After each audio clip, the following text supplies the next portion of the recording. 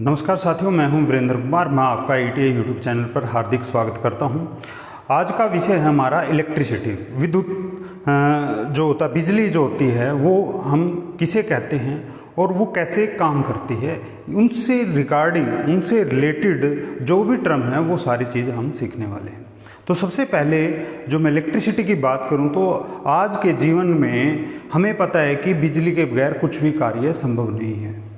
ठीक है, तो जैसे हमने पंखा चलाना है, हमने जो है भाई बल्ब ऑन करना है, तो इन सब के लिए क्या करना है, हमें इलेक्ट्रिसिटी की ज़रूरत होती है।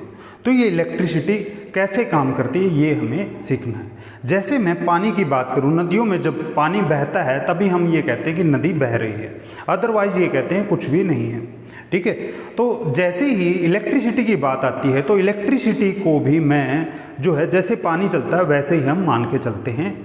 एग्जाम्पल के तौर पे, जैसे कि किसी कंडक्टर से जब इलेक्ट्रिक चार्ज फ्लो होता है तो हम कहते हैं कि उस कंडक्टर के अंदर, उस वायर के अंदर जो है इलेक्ट्रिक करंट है, विद्युत धारा उसके अंदर प्रभावित हो रही है। ठीक है, ये कैसे विद्युत धारा जो है कंडक्टर के अंदर से कैसे फ्लो होती है ये हमें देखना है। ठीक है, तो उसके लिए दो चीज़ें इंपॉर्टेंट है। एक तो जो होता है हमारा स्विच होता है। जैसे कि हम एक बैटरी की बात करते हैं तो बैटरी का जैसे ही हम स्विच ऑन करते हैं तो हमारा बल्ब जो है ग्लो होना, जलना शुरू कर देता है। तो ये कैसे संभव है? जब तक बैटरी के अंदर जो सेल होते हैं वो एक पर्टिकुलर ऑर्डर में नहीं होते, एक निश्चित क्रम में नहीं होते, जब तक वो बैटरी का बल्ब जो है ग्लो नहीं करेगा। तो एक तो हमने देखा कि जो है स्विच होता है, उसके बाद एक क्लोज सर्किट, कि जहाँ से भी हमारा सर्किट जो है ओपन हो गया, तार मतलब कहीं से टूटी हुई है, जहाँ पे सेल है और जहाँ पे बल्ब है वहाँ पे एक तार जोड़ती है, उसको हम इलेक्ट्रिक सर्किट कहते हैं। तो वो अगर बीच में से टूटी हुई है तो भी हमारा जो है बल्ब जो है ग्लो नहीं करेगा। तो आइए, इलेक्ट्रिसिटी के बारे में हमने बताया कि भाई क्या होती है, कैसे ये वर्क करती है। ठीक है, तो हमने जो है स्विच के बारे में भी पता लगाया, स्विच क्या होता है। तो जो स्विच होता है वो क्या करता है, बल्ब और जो सेल है हमारा, बल्ब और सेल जो है उसके बीच में एक कंडक्टिंग लिंक है। It is a conducting link between the cell and the electric bulb. ठीक है, electric cell and electric bulb. ठीक है, तो कंडक्टिंग लिंक हो गया। उसके बाद में सर्किट की बात की तो मैंने कहा कि अगर वायर हमारी कहीं से टूटी हुई है तो करंट फ्लो नहीं होगा। तो उसके लिए सर्किट, बल्ब को जलने के लिए एक क्लोज सर्किट की रिक्वायरमेंट होती है, क्लोज सर्किट हमें चाहिए होता है। वो क्या होता है? तो क्लोज सर्किट की बात करें तो it is A continuous and close path in which electric current flow.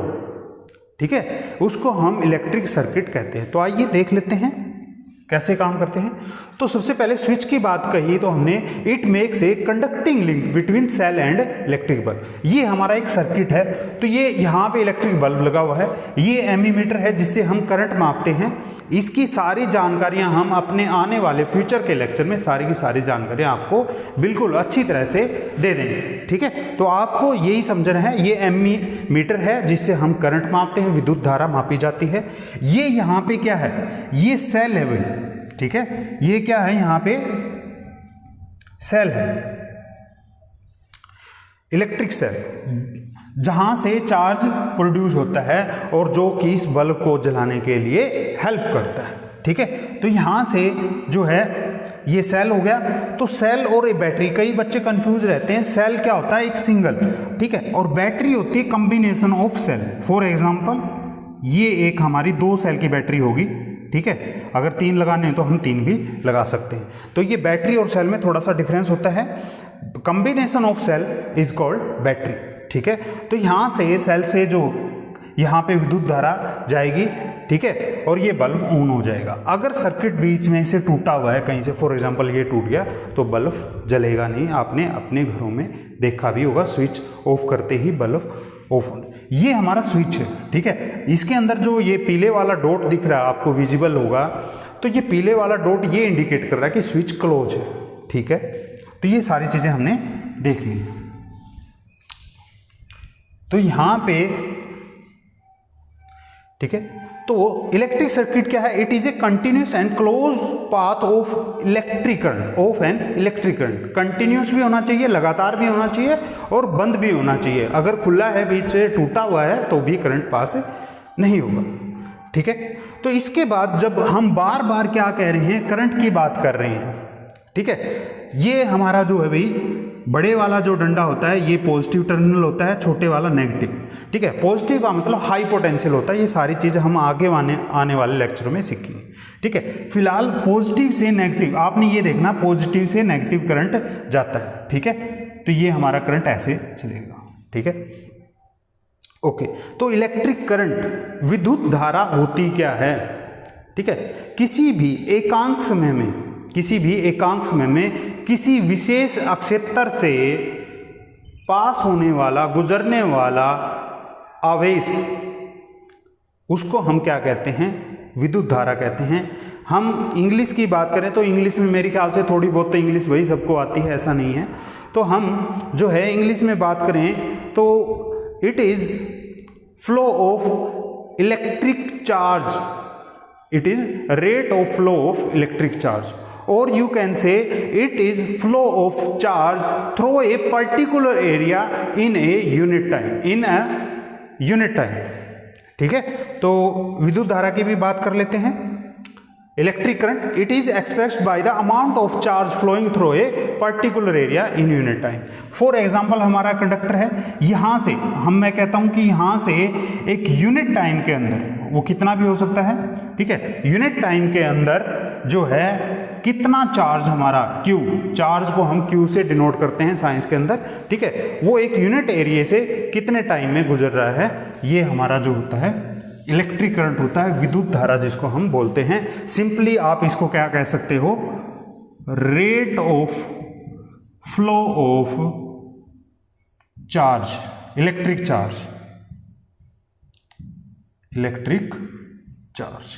ये हमारा विद्युत धारा होती है। ठीक है, अब जब इलेक्ट्रिसिटी का डेवलपमेंट हुआ, जब बिजली का डेवलपमेंट हुआ, उस टाइम तक इलेक्ट्रॉन के बारे में जानकारी नहीं थी। किसके बारे में? इलेक्ट्रॉन के बारे में जानकारी नहीं थी। तो जो करंट की, विद्युत धारा की, इलेक्ट्रिक करंट की जो डायरेक्शन मानी गई वो प्रोटॉन की डायरेक्शन मानी गई।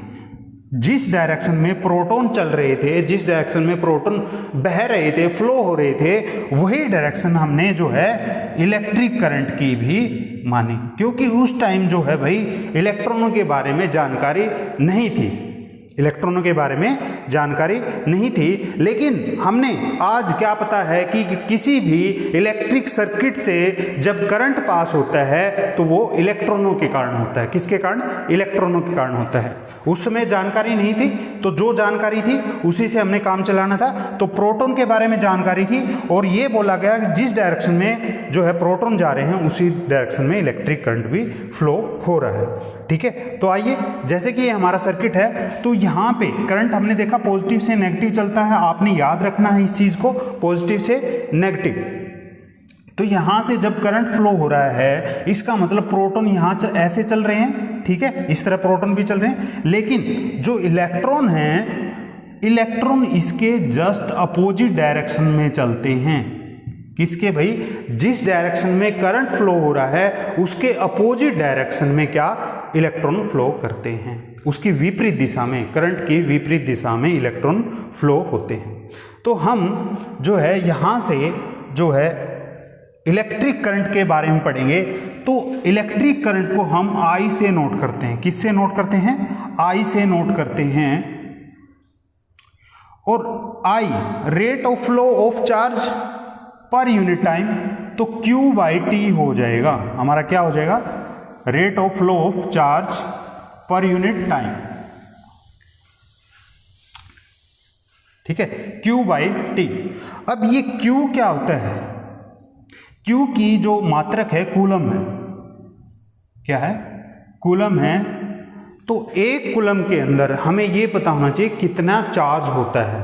तो एक कूलम के अंदर चार्ज होता है 6 × 10⁻18 इलेक्ट्रॉन के अंदर जितना चार्ज होता है उसको हम क्या कहते हैं? एक कूलम कहते हैं। कितने 6 × 10⁻18 6 × 10⁻18 इलेक्ट्रॉन के अंदर जितना चार्ज होता है उसको हम 1 कूलम बोलते हैं। इसका मतलब एक इलेक्ट्रॉन के अंदर हमारा 1.6 × 10⁻19 कूलम इतना चार्ज होता है। तो भाई जो हमारे इतने इलेक्ट्रॉन में कितना हो जाएगा, हम इसको इससे मल्टीप्लाई कर देंगे तो इतना चार्ज होता है। तो यहां से आपको क्या पूछेगा कि भाई 1 एम्पियर, ठीक है, करंट को जो है हम एम्पियर में मापते हैं, क्योंकि इसके ऊपर जिसने काम किया था वो था फ्रांस का एक वैज्ञानिक था जिसका नाम था आंद्रे मैरी एम्पियर। उसके सम्मान में, उसकी इज्जत बढ़ाने के लिए जो है करंट की जो यूनिट है, ऐसा यूनिट जो है एम्पियर है। तो 1 एम्पियर करंट किसको बोलेंगे? अगर 1 कूलम चार्ज किसी सर्किट के पर्टिकुलर एरिया से 1 सेकंड में पास हो रहा है तो उसे हम क्या कहेंगे? 1 एम्पियर करंट कहेंगे। ठीक है, ओके। तो ये हमने करंट की जो है डेफिनेशन सीख ली। करंट भाई एक जो मैथमेटिकल फॉर्मूला होता है वो भी हमने सीख लिया है। तो करंट को हम किसकी हेल्प से मापते हैं?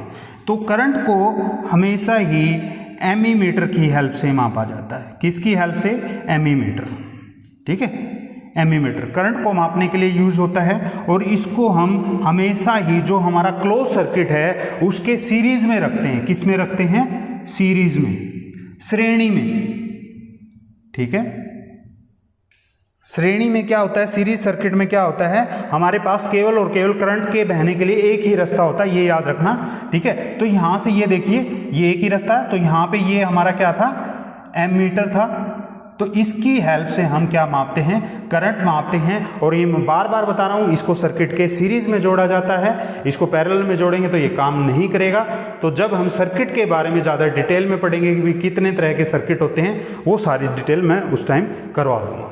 ठीक है, तो ये हमने देखा यहां पे। ठीक है, तो ये हमारा की था यहां पे। ठीक है, ये ध्यान में रखना है आपने। ओके, तो ये सारी चीज़ें हमने सीख ली है। तो यहाँ पे करंट की बात कहूँ तो मैं करंट हमने सीख लिया है, उसकी डेफिनेशन सीख ली है, उसका एसआई यूनिट सीख लिया, मात्रक है। कई बार 1 नंबर में ये पूछा जा सकता है आपसे। ठीक है, तो कूलम के बारे में भी हमने पढ़ लिया है। तो चार्ज को हम कूलम के अंदर मेजर करते हैं। ठीक है, तो इसके बाद जो है एक न्यूमेरिकल देख लेते हैं भी, कैसे पेपर में जो है एक न्यूमेरिकल भी आ सकता है, उसको कैसे सोल्व करना है वो भी देख लेते हैं। तो क्वेश्चन है हमारा क्या है? एक current of 0.5 ampere is drawn by A filament of electric bulb for 10 minutes. क्या कह रहा है? ये इलेक्ट्रिक फिलामेंट बल्ब है, उसके फिलामेंट के द्वारा 0.5 एम्पियर करंट जो है लिया जा रहा है। ठीक है, बल्ब जो होता है हमारा देखा होगा, पुराना इनकैंडेसेंट लैंप बोलते हैं, पीले जो होते हैं। ठीक है, तो उसके द्वारा, उस फिलामेंट के द्वारा, ठीक है, तो उसमें आपने देखा होगा बल्ब के अंदर ऐसे ऐसे घुंडियाँ लगी होती है। इसको हम क्या कहते हैं? वाइंडिंग होती है इसको हम क्या कहते हैं? फिलामेंट बोलते हैं। तो इसके द्वारा जो है 0.5 एम्पियर करंट जो है ड्रॉन किया जा रहा है, लिया जा रहा है। करंट की वैल्यू है, हमें टाइम भी दे रखा है। टाइम कितना है? 10 मिनट। तो 10 मिनट को हम क्या करेंगे?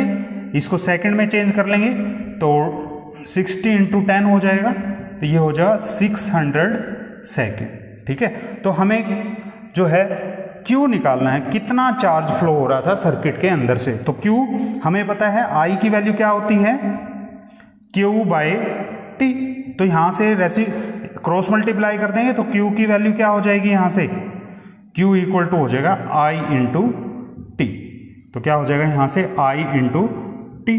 तो यहां पे I की वैल्यू भी हमें पता है 0.5 होती है और T की वैल्यू 600 सेकेंड है। तो दोनों को मल्टीप्लाई कर देंगे, बिल्कुल ईजी है, 3000 आ जाएगा। और पॉइंट जो है एक के बाद लगना है, तो यहाँ पे पॉइंट लगा देंगे। तो 300 कूलम, चार्ज को हम कूलम के अंदर मापते हैं, तो ये 300 कूलम जो है हमारा आंसर आ जाएगा। तो आज के लेक्चर में इतना ही था। अभी क्लोज सर्किट क्या होता है, इलेक्ट्रिक करंट क्या होता है, ठीक है, और जो है करंट का न्यूमेरिकल डेरिवेशन क्या होता है, ये सारी चीज़ें सीखनी थी। उसके नेक्स्ट लेक्चर में हम किसी अदर टॉपिक के साथ आपके सामने फिर आएंगे। तब तक के लिए धन्यवाद, थैंक यू।